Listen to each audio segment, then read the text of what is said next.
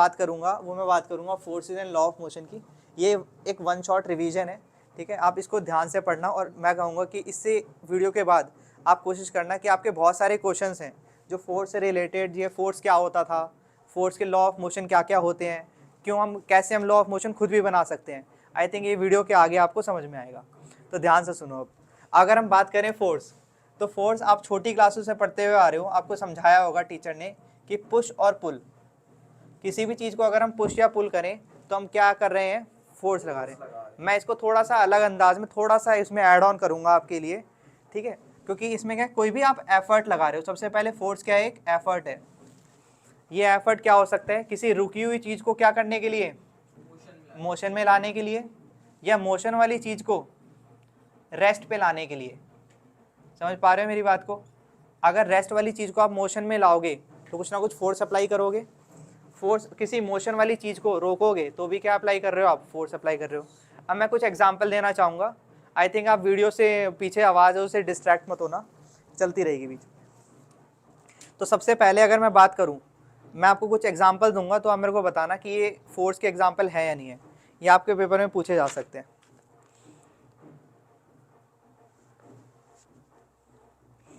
मेरे को एक चीज़ बताओ, अगर एक फुटबॉल है, अगर आप उसको रोक रहे हो, एक फुटबॉल प्लेयर है, वो भाग चलती हुई बॉल को रोक रहा है, तो वो फोर्स लगा रहा है। किस तरीके से लगा रहा है बताओ? वो एक रोक रहा है, वो भी फोर्स लगा रहा है, वो किसी मोशन में चीज को रोकते हैं। हाँ, अगर एक चीज़ बताओ, अगर डायरेक्शन ऑफ मोशन को मैं चेंज कर दूं, कोई कोई ट्रेन मतलब सीधा आ रही थी, मैंने उसकी डायरेक्शन को चेंज कर दिया, इधर इधर मोड़ दिया, तो कहने का मतलब मैंने उसकी डायरेक्शन चेंज करी है, तो क्या उधर फोर्स चेंज होगा? क्या ये भी फोर्स है, changing the direction of motion? This is also a force, ठीक है। चीज आ रही है वो स्पीड में, हम उसकी डायरेक्शन चेंज कर रही है, उसके साइड में फोर्स लाएंगे तब उस साइड में जाएगी वो। बिल्कुल, तो आगे चल के पढ़ोगे कि ये सब क्यों होता है, समझ में आ रहा है। फोर्स कैसी क्वांटिटी है, मेरे को बता सकता है कोई? हाँ, वेक्टर क्वांटिटी है, स्केलर क्वांटिटी? ध्यान रखो, वेक्टर क्वांटिटी होती है, इसकी यूनिट क्या होती है? व्हाट इज ऐसा यूनिट ऑफ फोर्स, क्या होती है? न्यूटन, याद रखो। और फोर्स का फॉर्मूला कोई मुझे बता सकता है? मास इनटू एक्सेलरेशन। ये किसका फॉर्मूला है, फोर्स का। ये आप सेकंड लॉ में भी पढ़ोगे, आई थिंक आप वीडियो में आगे जाके पढ़ोगे इस चीज को, बट मैं आपको थोड़ा सा आइडिया देना चाहता था। नाउ नेक्स्ट, हाँ वीडियो स्टॉप कर दो। अब मैं पूरा देखो कैमरे में देखूंगा, आपने बोल दिया ना। इस वीडियो में मैं बात करूंगा बैलेंस फोर्स और अनबैलेंस फोर्स, या फिर non balance force. Balance force का मतलब है, अगर मैं किसी ऑब्जेक्ट को, जैसे मेरे पास एक ऑब्जेक्ट है 5 kg का जिसका वेट है, अगर मैं उसको दोनों एंड से, देखो मैं अपोजिट एंड से एक तरीके से क्या कर रहा हूँ, दोनों से अगर मैं उसको धक्का लगा रहा हूँ, 10 न्यूटन इधर 10 न्यूटन इधर, ठीक है। जैसे मान लो एक ऑब्जेक्ट ये मेरा 5 kg का है, मैं इसको इधर से धक्का, इधर से इधर, इधर की तरफ धकेल रहा हूँ, इधर से इधर, इधर धकेल रहा हूँ, क्या है कभी हिलेगा? ये अपनी जगह पर रहेगा। पर ये बताओ, मैंने इस दौरान मैंने फोर्स लगाया नहीं लगाया?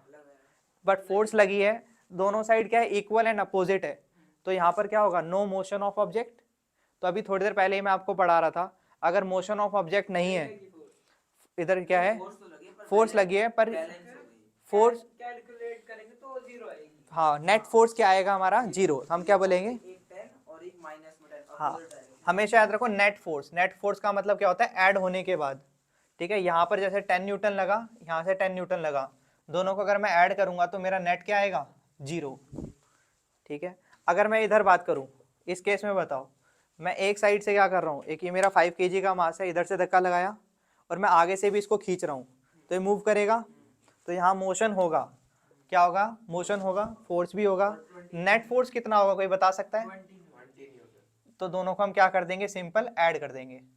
जब फोर्स सेम डायरेक्शन में हो हमें क्या करना है, ऐड करना है। अगर अपोजिट डायरेक्शन में हो हमें क्या करना है, सेपरेट करना है। और अगर जैसे एक इधर धक्का लगा रहे इधर से, जो इस साइड से लगा रहे हो उसकी जो फोर्स है वो 20 न्यूटन है। हाँ, इसने कहा इस जैसे, साइड वाले की 10। हाँ अगर इसने कहा जैसे इस तरीके से मेरा केस आ गया कि, तो हम क्या करेंगे, अब इसमें नेट फोर्स बताएंगे क्या होगा, कि यहाँ से हमें फोर्स लग रही है 20 न्यूटन, ठीक है, इस डायरेक्शन में फोर्स लग रही है 10 न्यूटन, नेट फोर्स कितनी होगी, 10 न्यूटन होगी, और जो कि डायरेक्शन क्या होगी 10 न्यूटन की, इसी डायरेक्शन में होगी, तो मोशन भी इधर ही होगा। अगर मैं दोनों को कंपेयर करूँ, बाद वाले केस में 10 न्यूटन और 20 न्यूटन, किधर फोर्स ज़्यादा है? नीचे। समझ में आ रहा है? तो नेट फोर्स का हमेशा मतलब समझो कि ऐड करने के बाद फाइनल कितना है, ठीक है। फिर बंद कर दो इसको। देखो अब मैं आपको एक चीज बता दूं, ये फ्रिक्शनल फोर्स एक कांटेक्ट फोर्स है। कांटेक्ट फोर्स का मतलब क्या है? अगर दो बॉडी एक दूसरे के सरफेस के कांटेक्ट में है, उस टाइप की फोर्स का हम नाम क्या रखेंगे? Contact force. तो पहला फोर्स जो आपके सिलेबस में है उसका नाम क्या है? Frictional force. फ्रिक्शनल फोर्स में ध्यान रखो कि एक बॉडी क्या है, आपका सरफेस है, उसके ऊपर आपने किसी भी चीज को रखा है। मैं इसको आप एक एग्जाम्पल के तौर पर समझाता हूँ, ठीक है। एक आपके पास एक सिंदूक है बहुत बड़ी हुई, देखा है सबके घरों में होती है, और नीचे क्या होता है? आपका फ्लोर है। अगर आप उसको धक्का लगाते हो, क्या वो हिलती है? बहुत भारी है। थोड़ी देर के लिए समझो, एक बंदा धक्का लगा रहा है तो हिल भी नहीं रही वो, दो बंदे धक्का लगा रहे हैं तो भी नहीं हिल रही, तीसरे बंदे ने जैसे धक्का लगाया तो हल्की सी हिली। तो मुझे कोई बता सकता है कि वो कौन सी फोर्स थी जो दो बंदे के बाद भी जो हिली नहीं थी? फ्रिक्शनल फोर्स जो जमीन से आ रही है, मतलब टाइम फर्स्ट लगा रहा था। दो बंदे तो यहाँ से भी लगा रहे हैं और फ्रिक्शनल फोर्स भी यहाँ से लगा रही है। हाँ, तो फ्रिक्शनल फोर्स जो है पूरे डायरेक्शन में लगा है। जैसे कि मैं ये मान लेता हूँ, ये मेरा क्या है, वही मेरा जो एग्जांपल है वो यही है कि मैं यहाँ से क्या लगाया? पुश फोर्स लगाया। पहले एक बंदे ने लगाया, नहीं हिला, दो ने लगाया, नहीं हिला, जैसे ही तीसरे ने हिलाया तो हल्का सा ये क्या हुआ? हिला। तो कहने का मतलब ये रेस्ट से किस पे आई? मोशन पे आई। मोशन में आई। तो मेरे को कोई बता सकता है फ्रिक्शनल फोर्स कितनी थी? ये फ्रिक्शनल फोर्स इससे कम हो गई, इसलिए ये मोशन में आई है। फ्रिक्शनल फोर्स उतनी थी कि दो बंदे जितनी फोर्स लगा रहे थे मैक्सिमम, वो क्या थी मेरी? Frictional force. फ्रिक्शनल फोर्स हमेशा याद रखो कि जिस डायरेक्शन में हम फोर्स लगा रहे थे उसके अपोजिट डायरेक्शन में लगती है, तो ये ध्यान रखो। अगर मैं इसको इधर पुश कर रहा हूँ तो फ्रिक्शनल फोर्स की डायरेक्शन क्या है? Opposite. It is a relative force. मतलब समझ पा रहे हो मैं क्या कह रहा हूँ? ये अपोज करता है मोशन को, ठीक है। तो फ्रिक्शनल फोर्स का कैरेक्टरिस्टिक क्या है? इट अपोज, क्या? अपोज मतलब रोकना, relative motion between two bodies.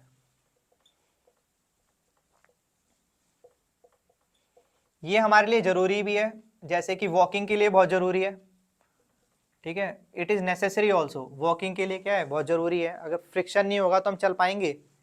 अगर मैं फ्रिक्शनलेस सरफेस करूं तो फिर हम क्या करेंगे?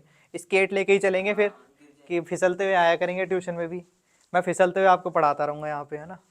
तो इस तरीके से काफ़ी चीज़ें क्या होंगी? अलग अलग होती रहेंगी। तो फ्रिक्शन इज ऑल्सो इम्पॉर्टेंट। देखो इस चैप्टर में जो सबसे इम्पॉर्टेंट है आपके लिए लॉज ऑफ मोशन है। सेकंड पार्ट आपका देखो हेडिंग में भी लिखा हुआ है, तो ध्यान से देखो। हम पहला लॉ पढ़ रहे हैं, फर्स्ट लॉ ऑफ मोशन। ध्यान रखो, अगर कोई मतलब ढीठ बच्चा है, ठीक है, अगर वो रोना चाहता है तो उसको रोने में भी मज़ा आता है। कब तक रोता रहेगा? हाँ, वो रोता ही रहेगा, ठीक है, ठीक है, जब तक उसको और थप्पड़ ना लगे वो तब तक चुप नहीं होता है। इसी तरीके से ये लॉ है, ये भी क्या कहता है कि कोई भी बॉडी अगर वो स्ट्रेट रेस्ट पर है या फिर वो यूनिफॉर्म मोशन में है, वो यूनिफॉर्म मोशन में ही रहना चाहते हैं, ठीक है। जैसे आप लोग मस्ती कर रहे हो तो मस्ती ही करना चाहते हो, कब तक? जब तक आपको डांट ना पड़े। तो जब तक इसमें क्या होता है? डांट का काम क्या कर रहा है?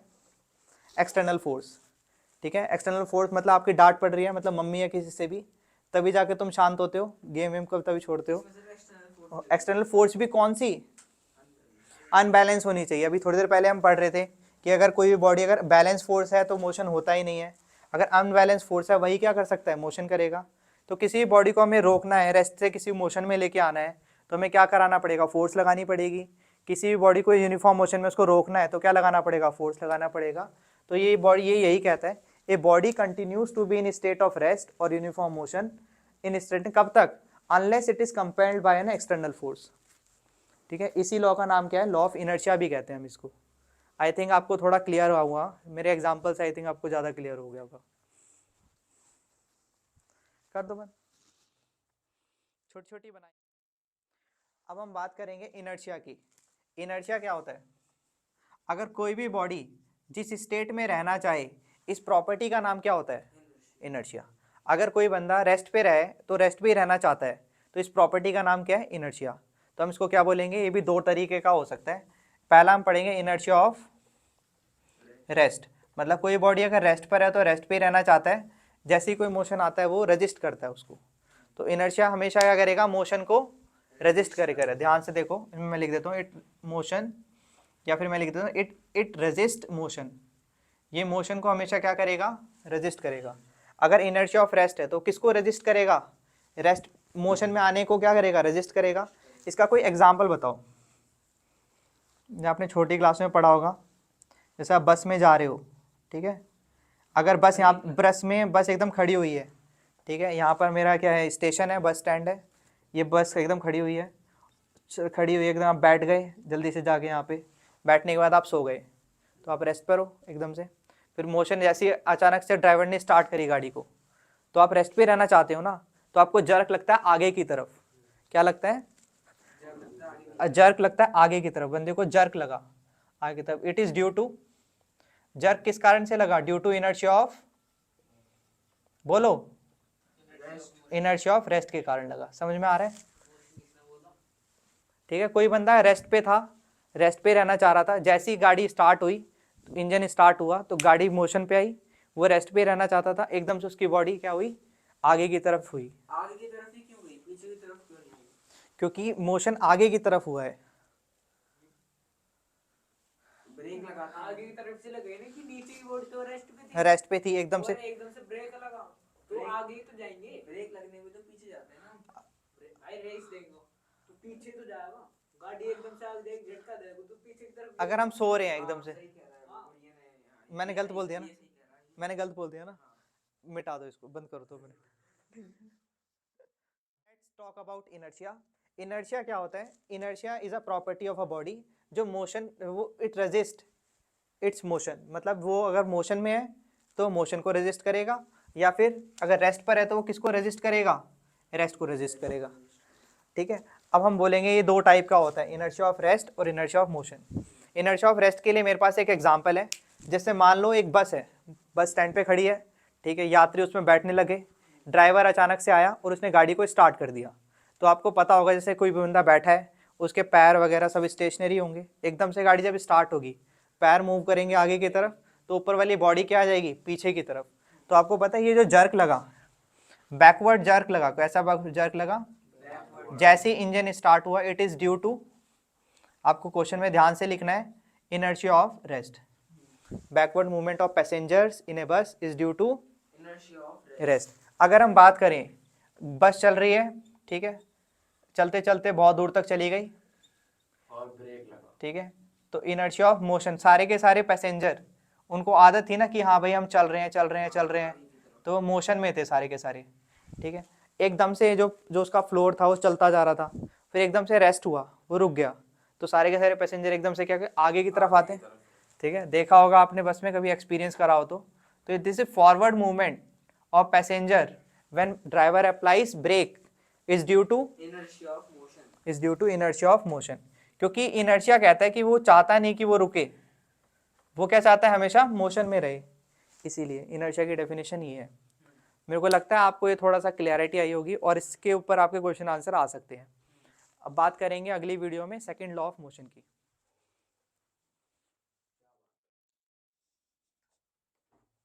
अब second law of motion start करने से पहले हम पहले समझेंगे मोमेंटम क्या होता है। Momentum is a vector quantity. क्या है ये, सबसे पहले वेक्टर क्वांटिटी का मतलब इसका मैग्नीट्यूड भी होगा और डायरेक्शन भी होगी। दूसरी चीज इसको डिनोट किससे किया जाता है, पी से, इसको पी से डिनोट किया जाता है, ठीक है। इसका फॉर्मूला क्या है, मास इनटू वेलोसिटी।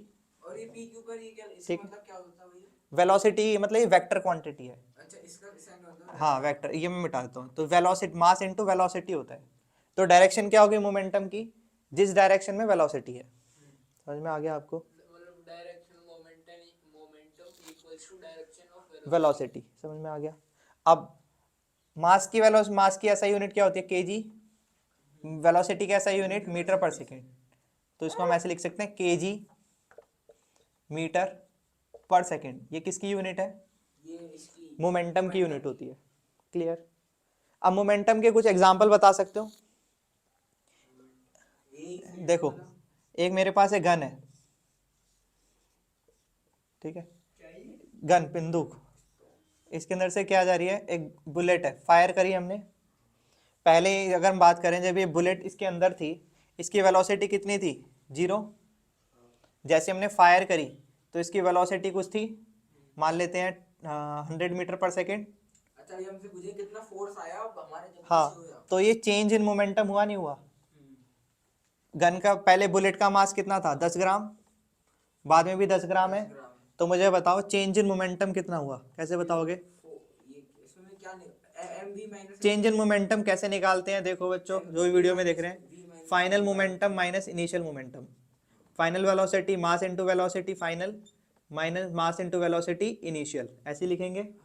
मास दोनों में कॉमन ले लेंगे, final velocity minus initial velocity, mass से मल्टीप्लाई। 10 ग्राम है, 10 को किससे डिवाइड करेंगे? 1000 से, क्योंकि ऐसा यूनिट क्या होती है? केजी। वेलोसिटी क्या होगी? 100। फाइनल पहले क्या थी? 0। सॉल्व करेंगे तो क्या आएगा? बाद में टाइम भी तो होता सॉल्व करके क्या आएगा? 1 kg मीटर पर सेकेंड। ये क्या आ गया आपका? Change in momentum. है। अच्छा, जो मैं कह रहा हूँ बाय में टाइम, ये होगा rate of change of momentum. हाँ, अब हम पढ़ेंगे सेकेंड लॉ ऑफ मोशन क्या कहता है। ठीक है, ध्यान से सुनो। ये तो मैंने आपको मोमेंटम समझा दिया कि चेंज इन मोमेंटम क्या होता है। सेकेंड लॉ ऑफ मोशन यही कहता है, rate of change of momentum. क्या? Rate of change of momentum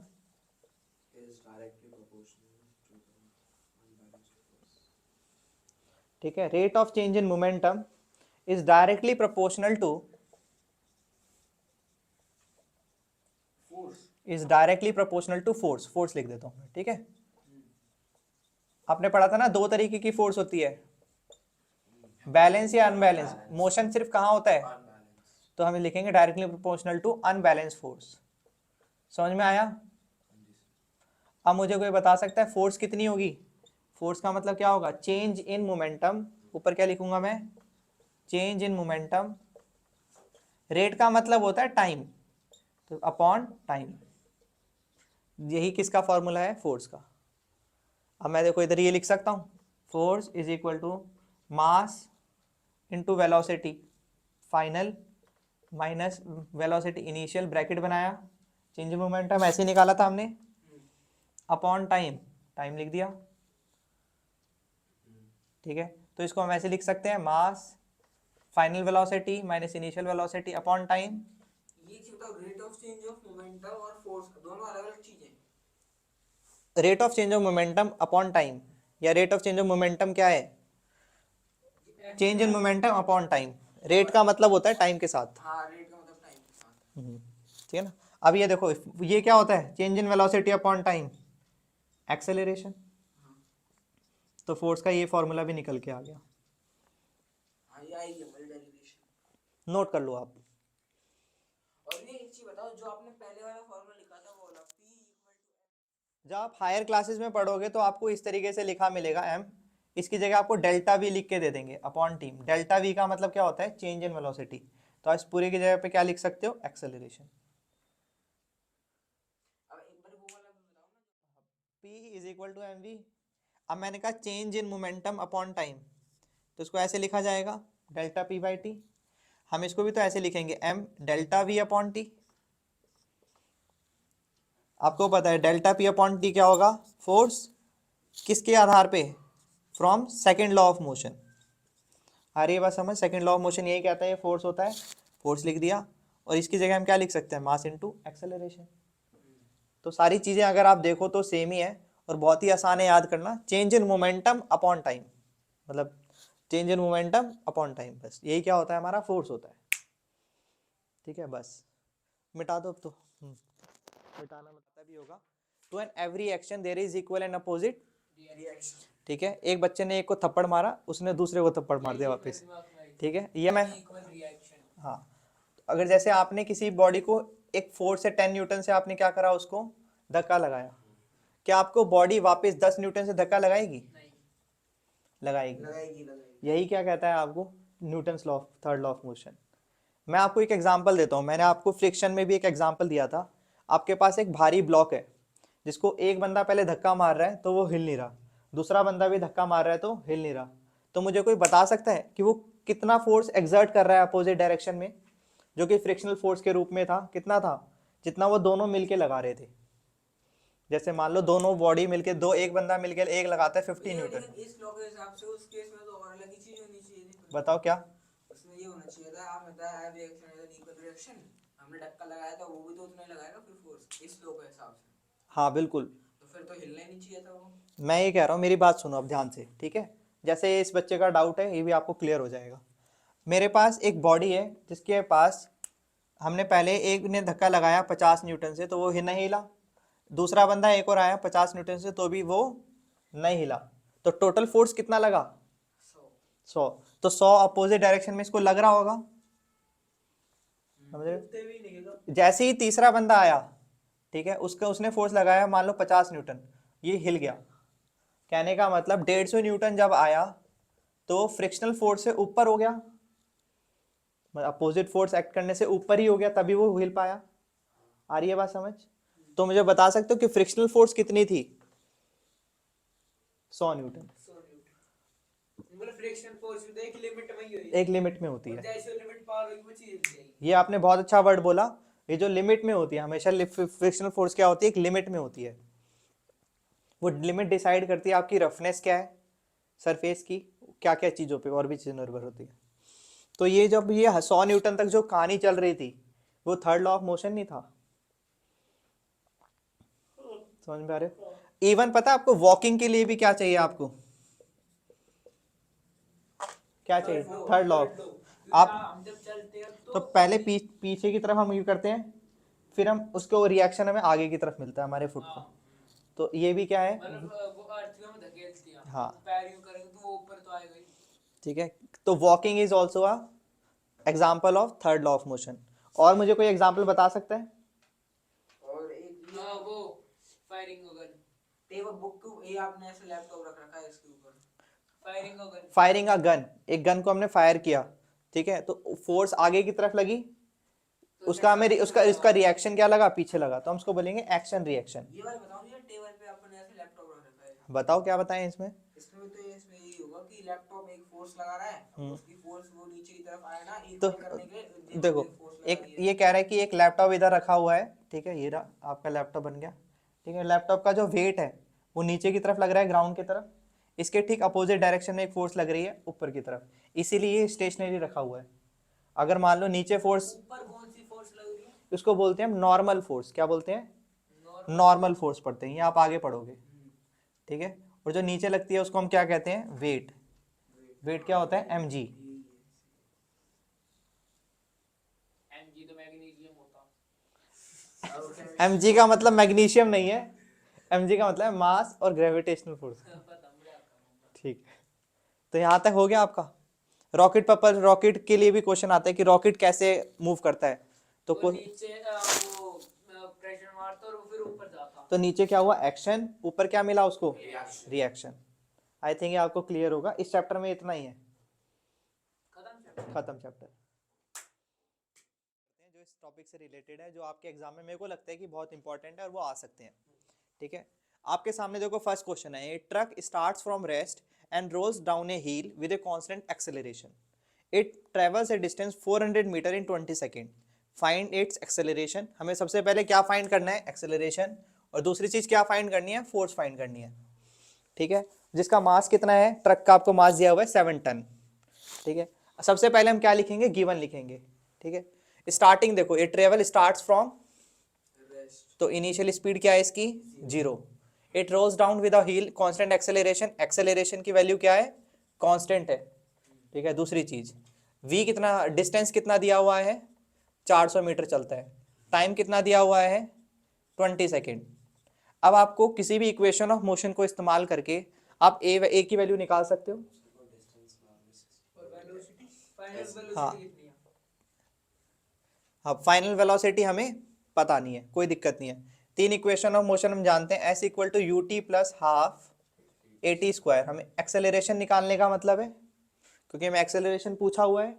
देखो इधर 400 आएगा, इनिशियल स्पीड 0 है, 0 मल्टीप्लाई टाइम, 0 20 सेकेंड लिख देंगे तो 0 ही हो जाएगा वैसे। हाफ ए, टाइम कितना दिया हुआ है? 20 का होल स्क्वायर क्या होता है? 400। समझ में आ रहा है सबको? ठीक है। अब ये देखो यहाँ से कट गया, 200 आ गया। अब ये 0 हो गया तो इसको क्या लिखेंगे 200A 400 के बराबर है, तो एक्सेलरेशन कितना सॉल्व हो गया आपका 2 मीटर पर सेकेंड स्क्वायर। तो एक्सेलरेशन क्लियर 2 मीटर आ रहा है। फोर्स का फॉर्मूला क्या होगा, force is equal to mass into acceleration. Mass कितना दिया हुआ है 7 टन, मतलब 7000 kg। एक्सेलरेशन कितना है 2, तो फोर्स कितना आ जाएगा 14000, क्यों जो कि क्या होगा यूनिट क्या होगा न्यूटन। आई थिंक आपको ये क्लियर होगा। अब एक और इंपॉर्टेंट क्वेश्चन हम बात करते हैं। देखो ये रहा आपका दूसरा क्वेश्चन आपके सामने है। क्या क्या गिवन है इस क्वेश्चन में, एक स्टोन गिवन है जिसका मास है 1 kg, उसको हमने 20 मीटर की स्पीड की उसको क्या करा गया हमने थ्रो किया, ठीक है, हमने फ्रोजन सरफेस के पास में करा और वो रेस्ट पर आ जाता है। फाइनल वेलोसिटी क्या आ रही है रेस्ट पे। आफ्टर ट्रेवलिंग कितना मीटर पूछा गया है, अगेन फोर्स पूछा है आपसे, तो गिवन लिखेंगे। गिवन क्या है, मास कितना है 1 kg, ठीक है, तो वेलोसिटी क्या है, इनिशियल वेलोसिटी क्या दिया हुआ है 20 मीटर पर सेकेंड। फाइनल वेलोसिटी क्या हो जाती है 0। डिस्टेंस कितना ट्रेवल कर रहा है 50 मीटर। आपको एक्सेलरेशन निकालना है। अब ध्यान देना कौन सी इक्वेशन ऑफ मोशन इस्तेमाल हो, तो v square minus U square equal to 2as। कौन सी इक्वेशन है, third equation of motion. Velocity 0 put करो, u कितना करोगे 20 करोगे तो 400 आ जाएगा ना सॉल्व करके। 2 इंटू ए 50 कर दोगे तो एक्सेलरेशन कितना आ गया सॉल्व करने के बाद में -4 मीटर पर सेकेंड स्क्वायर। -4 का मतलब ये रिटार्डिंग फोर्स है। फाइनल क्या आ रहा है, वेलोसिटी 0 है, रिटार्डिंग एक्सेलरेशन है। इधर एक्सेलरेशन की वैल्यू क्या लिखोगे -4, फोर्स कितना आ जाएगा फ्रिक्शनल फोर्स जो भी है, मास इनटू एक्सेलरेशन, फॉर्मूला होता है कितना आ गया -4 न्यूटन। और आपको पता है जो फ्रिक्शनल फोर्स है वो हमेशा अपोजिट डायरेक्शन में एक्ट करता है, इसलिए आंसर क्या है नेगेटिव। नेगेटिव का मतलब क्या है, अपोजिट डायरेक्शन में एक्ट कर रहा है। आई थिंक आपको ये दो